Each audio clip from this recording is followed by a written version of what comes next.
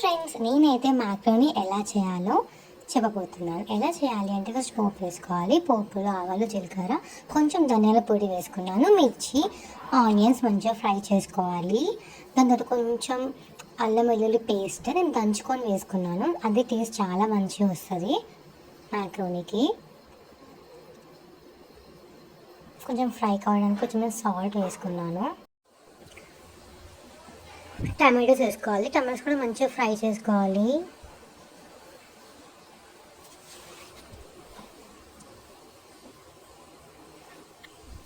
Yes, tomatoes fry అయ్యాయి.